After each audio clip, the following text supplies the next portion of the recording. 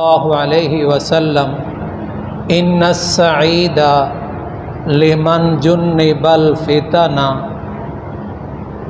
ولمن ابتلی فصبر فواہن او کما قال صلی اللہ تعالی علیہ وسلم۔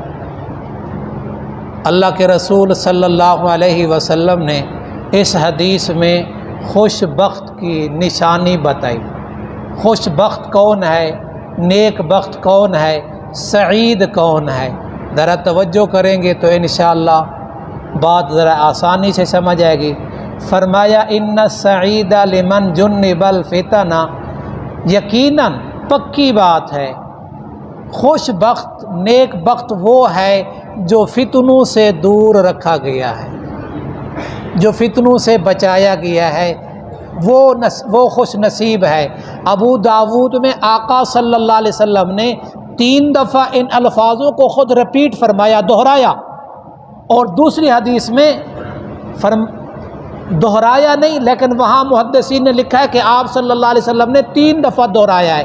مطلب کیا نکلا؟ ان السعید لمن جنب الفتن، ان السعید لمن جنب الفتن، ان السعید لمن جنب الفتن، 3 دفعہ تاکید فرما رہے ہیں۔ خوش بخت نیک بخت وہ ہے جو فتنوں سے دور رکھا گیا ہے۔ اب فتنے کیا ہیں؟ آفات، بلیات اور وہ چیزیں جو انسان کے ذہن، قلب، جسم کو تکلیف اور رنج پہنچائیں، وہ فتنے ہیں۔ پھر دہرانے کی ضرورت ہے؟ چلو ساتھی کہہ رہے ہیں نہیں، یہ جو انسان کو تکلیف دینے والی چیزیں ہیں یہ فتنے ہیں۔ اور دوسرا محدثین نے ایک مطلب یہ بھی لکھا ہے،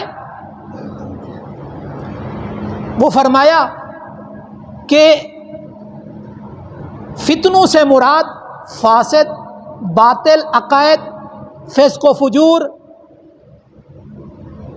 نفسانی خواہشات اور شہوات، ان چیزوں سے انسان بچ گیا ہے، گمراہ کرنے والی چیزوں سے بچ گیا، نفسانی خواہشات سے بچ گیا، ان چیزوں سے بچ گیا تو یہ خوش بخت ہے، خوش نصیب ہے۔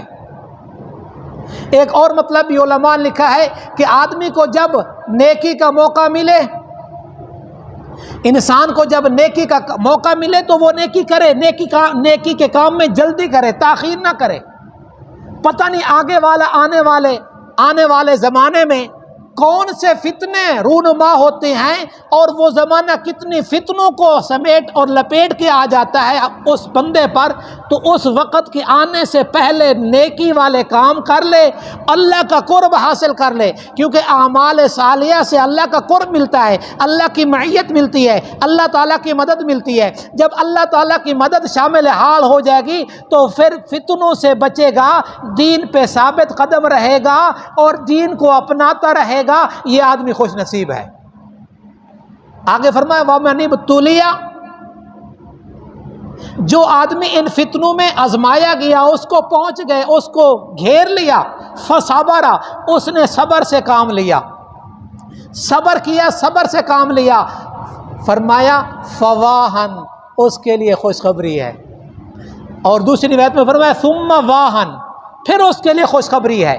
کیا خوشخبری ہے؟ قرآن مجید میں تذکرہ کیا 2 گروہوں کا، فَمِنْهُمْ شَقِيٌّ وَسَعِيدٌ، ایک بدبخت ہے، ایک خوش بخت ہے، ایک بدبخت ہے، ایک نیک بخت ہے، اچھی قسمت والے ہیں، ایک بری قسمت والے ہیں، بری قسمت، اور نیک سعید۔ تو فرمایا فَمِنْهُمْ شَقِيٌّ وَسَعِيدٌ، بدبخت بھی ہیں، نیک بخت بھی ہیں۔ نیک بخت کا تذکرہ کرتے ہوئے خدا را توجہ کریں، اللہ نے کیا فرمایا؟ وَأَمَّا الَّذِينَ سُعِدُوا فَفِي الْجَنَّةِ، جو خوش بخت ہیں ان کے لیے جنت ہے، وہ جنت میں داخل ہوں گے، خالدین فیہا، ہمیشہ ہمیشہ کے لیے۔ اور اگلا جملہ فرمایا ما دامت السماوات والارض، جب تک زمین و آسمان رہیں گے۔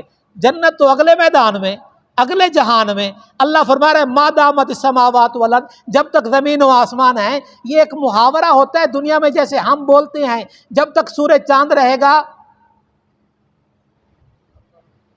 مفتی تیرا نام رہے گا، انشاءاللہ تو کہہ دو، نہیں آواز تو نہیں آئی. ہاں جی، جب تک سورج چاند رہے گا فلاں تیرا نام رہے گا. اپنے اپنے قائد اپنے اپنے لیڈر کا نام لیتے ہیں. یہ محاورہ ہے.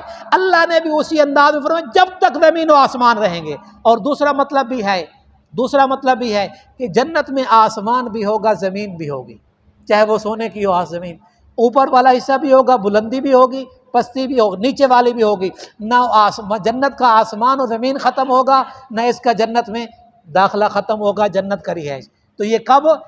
جب آدمی فتنوں، آزمائشوں اور تکلیفوں کا سامنا کرے، اللہ تبارک و تعالیٰ کی معیت کو لے کر، اللہ تعالیٰ کی مدد کو لے کر صبر کر کے اللہ تبارک و تعالیٰ کی مدد حاصل کرے.